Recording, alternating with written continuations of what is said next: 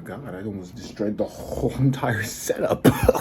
What is going on, everybody? Welcome back to the channel yet again for another video that I have for you guys. As you guys can already tell by the title below, this is a spoiler-free Blue Beetle review that I have for y'all. So, and just like that, we just gonna jump right on into it. I don't want to waste your time. I mean, I know I could talk for hours and hours and hours on end. I do it on a daily basis. I hope all y'all doing good. I know I am. It's kind of like, it's not late, but it's what time is it? I don't have a clock anywhere.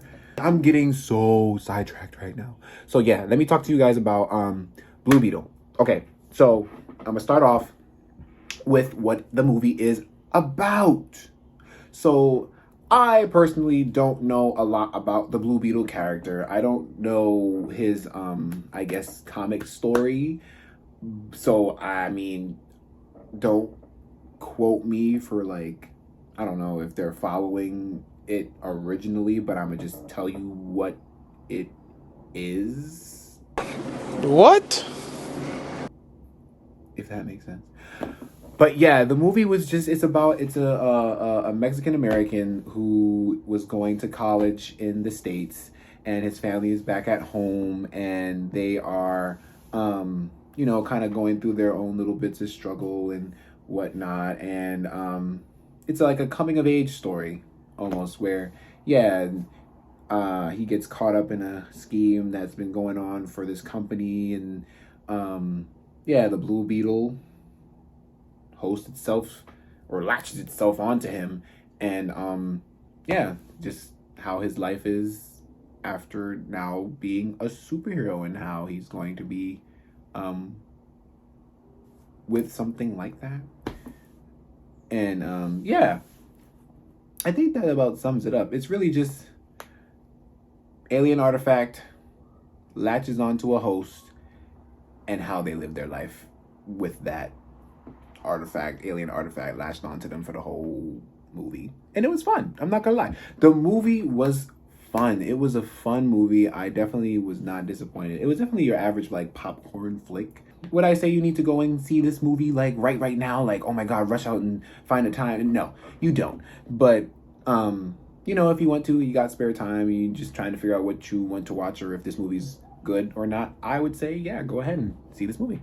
So yeah, I mean, yeah, for the most part, I enjoyed the story. It kind of hit home, or hit me in my feels. It hit me in my feels a little bit, the story, because it definitely talked, or it was geared a lot about, or geared on family, like the aspect of just having family. You do everything with family, and family is always going to be on your back, or family's always got your back, and they'll always be on your side no matter what the situation may be, or whatever the you know, whatever's going on with you.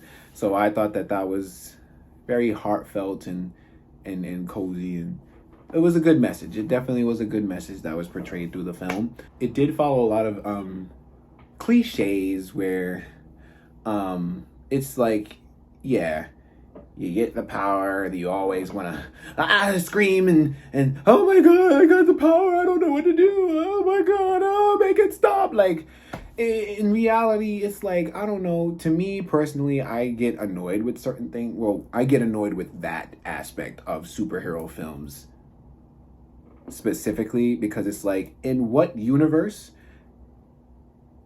especially, like, it's just not that it needs to be relatable, but it's just, I don't think it makes sense, because any kid always wanted to grow up to you know, be a superhero or something like that. Even adults, it doesn't matter how old you are, even still want to be like superheroes and all that stuff. So I just don't understand how you can get something like that. Like, yeah, I can understand maybe in the moment you might not understand what's going on and you're trying to figure it out. Just the constant, oh my God, get this off me, how do I get it to stop? It's like, come on, be real.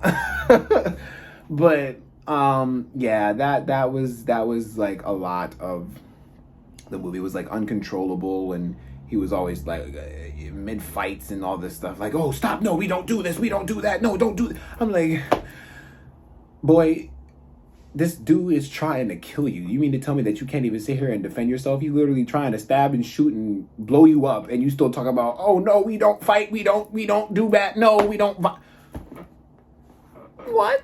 What are you doing? The main villain? What the actual fuck? When I say that this villain was probably the most cliche, most annoying villain that I've seen in a very long time, I mean that. Because she was definitely, I forgot her name. That's how forgettable she was for me. I mean, the other villain wasn't really, well, I don't remember his name either, but he's definitely more in my brain than the main villain of the damn movie. But she was just like that cliche, like, I will unfoil my evil plan. And when she's telling her evil plan, she laughs maniacally in the corner, like, oh my God, that was basically how she felt. I'm just like, okay, we get it. You're an irredeemable piece of shit. She pushed the plot forward, but she definitely didn't need to be in there. Honestly, I feel like if you were to take her out and just leave the other guy in and just make him the whole entire thing, like, it would have been better, maybe. The sub-villain, the dude who I guess was her henchman or something like that, he was definitely a more compelling villain because he had a story and he was more developed than the main villain, which kind of it just didn't make any sense to me. Sub-villain better than main villain.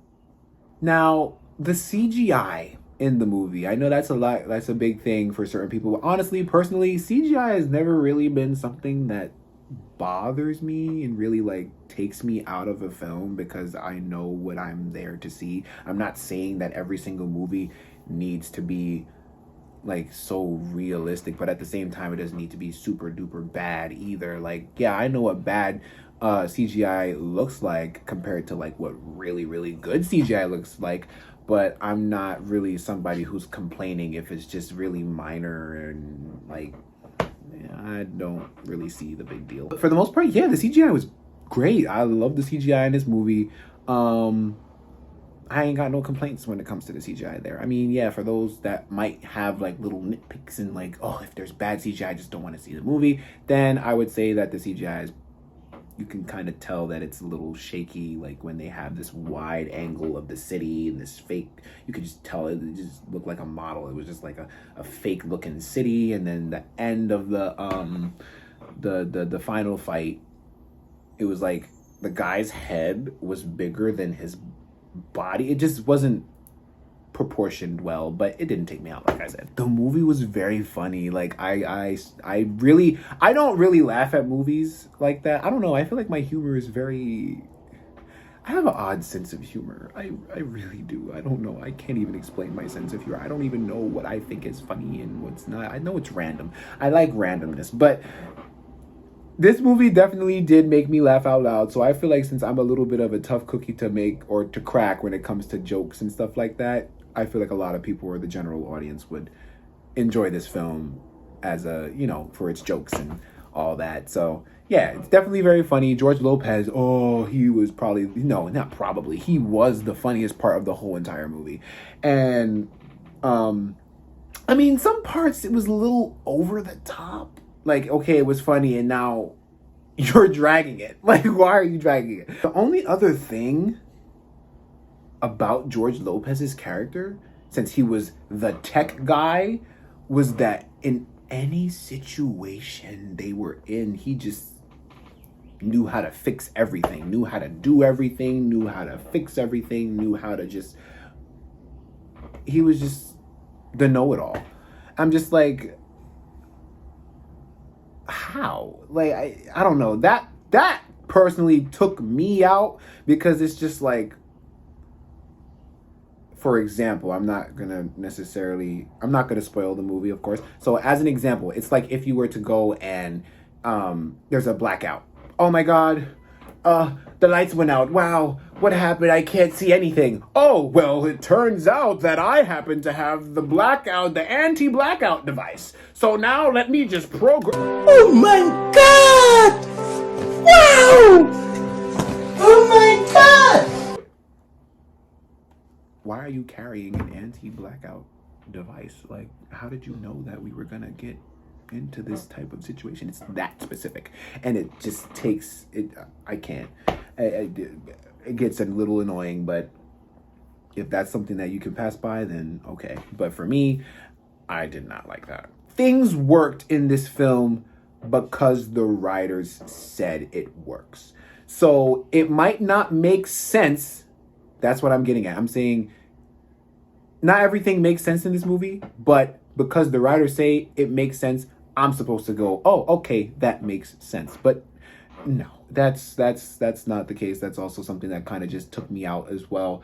It's just like you go into a secure facility, and it was so easy to walk out with something that's supposed to be secured and protected, like that's your golden goose, but for some reason it's not protected. And then when we want to revisit the same spot, now all of a sudden there's all this high security and everybody knows what's going on and all that. Like, yeah, no.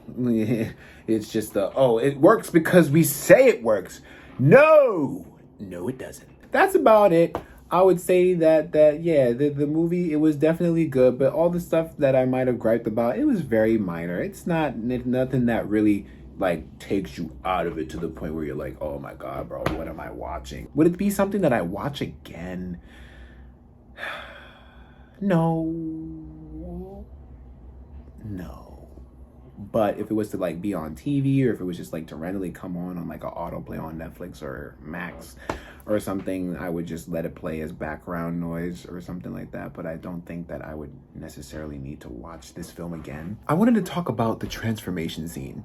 The transformation scene where he first transformed into, I guess, Blue Beetle was good. I really liked it. But the music that they was playing in the background did not help its case. Like, it could have been a really, really good scene, but I just feel like they're trying to show the horror and everything when it comes to like transforming into something like that from, I guess, I don't know, human to superhero. I don't know. But the way that they were showing it, it was like, it was supposed to be horrifying, mortifying, and just like, oh my God, what's going on? Everybody's like panicking and whatever. But the music that they played behind it is all triumphant. You would think that, I don't know, like, it was just so heroic, and I'm like, wait, this doesn't really match up here. Like, it seems out of place. Go out, see this movie if you want to. If not, I'm pretty sure this movie is gonna come to Max at some point, so you could just wait till then to go and see it. I personally, what would I give this movie? I would rate this movie, honestly, just a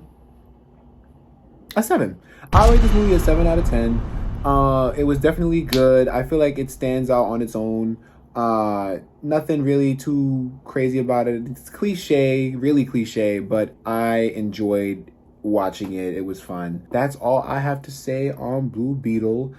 Stay tuned for more videos coming out on the channel, of course. Thank y'all for watching my videos, liking, supporting, sharing, and doing everything that y'all do to support me. I appreciate y'all so much.